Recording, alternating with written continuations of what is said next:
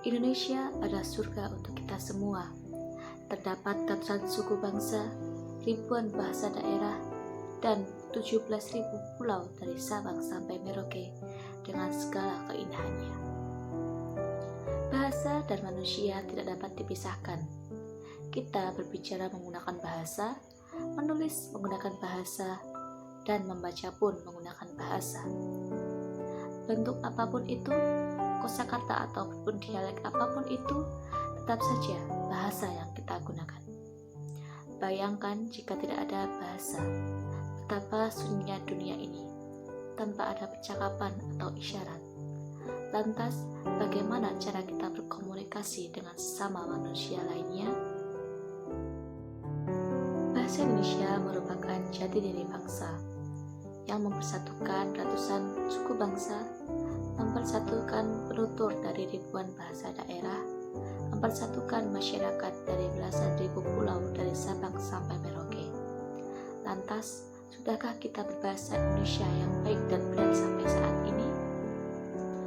Saat ini, minat generasi muda terhadap bahasa Indonesia semakin berkurang.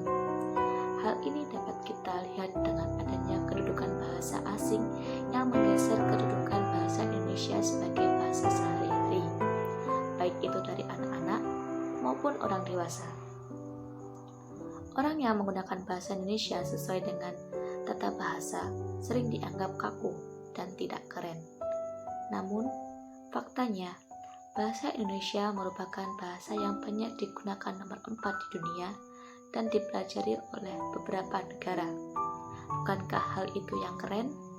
Kita sebagai generasi muda penerus bangsa harus mempelajari bahasa Indonesia dengan bersungguh-sungguh untuk memperkaya kosakata bahasa Indonesia yang kita miliki. Tidak ada ruginya bagi kita untuk mempelajari bahasa Indonesia. Justru, dengan mempelajari bahasa Indonesia, kita akan mendapatkan manfaat yang akan membantu kita dalam berkomunikasi dalam kehidupan sehari-hari. Adapun beberapa manfaat mempelajari bahasa Indonesia, yaitu dapat meningkatkan pengetahuan dan keterampilan dalam rangka pelestarian dan pengembangan budaya, meraih dan mengembangkan ilmu pengetahuan, teknologi, dan seni, berkomunikasi dengan bahasa Indonesia yang baik dan benar secara lisan maupun tertulis, dan dapat membantu kita mengungkapkan pendapat yang baik dan sopan. Mereka menganggap bahwa belajar bahasa Indonesia itu akan membuang-buang waktu dan tidak begitu penting, karena mereka merasa sudah bisa berbahasa Indonesia dan tidak harus lagi belajar bahasa Indonesia. Mereka juga menganggap bahwa pelajaran bahasa Indonesia itu membosankan, sehingga mereka asyik dengan dunia sendiri. Namun, mereka justru lebih bersemangat ketika mempelajari bahasa asing.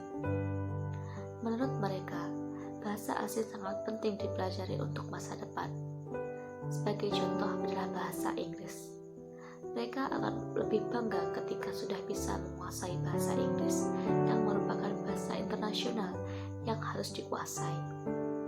Memang, mempelajari bahasa asing itu penting, namun jangan sampai belajar bahasa asing ini menggeser kedudukan bahasa Indonesia kita. Bahasa daerah dikenal sebagai bahasa ibu yang berfungsi sebagai bahasa budaya, bahasa pemersatu intraetis, sebagai identitas dan ciri suatu suku.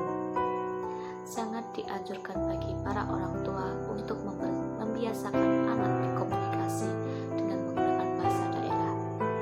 Jangan pernah takut ataupun khawatir si anak akan gegap dalam berbahasa Indonesia gara-gara sejak kecil dibiasakan menggunakan bahasa daerah. Karena lambat laun si anak akan belajar bahasa Indonesia, baik itu di lingkungan sosial, sekolah, maupun masyarakat. Justru yang sangat disayangkan jikalau ada seorang anak yang tidak bisa berbahasa daerahnya sendiri. Saya Indonesia, bukan karena saya memilih, tapi ini adalah takdirku. Kita memang majemuk, tetapi kehadiranku tidak akan mengancammu. Kita memang berbeda berbeda ras, berbeda budaya, berbeda kepercayaan. Maka jangan rekatkan perbedaan dengan paksa, tetapi rekatkan dengan perasaan. Saya menolak perlakuan yang dibedakan. Apakah ada yang salah dengan perbedaan? Jika salah, lantas siapakah yang harus disalahkan? Sang pencipta perbedaan? Tentu saja tidak. Keberadaan perbedaan hanya diperlukan untuk menguji keutuhan kita. Saya Indonesia dan saya bangga berbahasa Indonesia.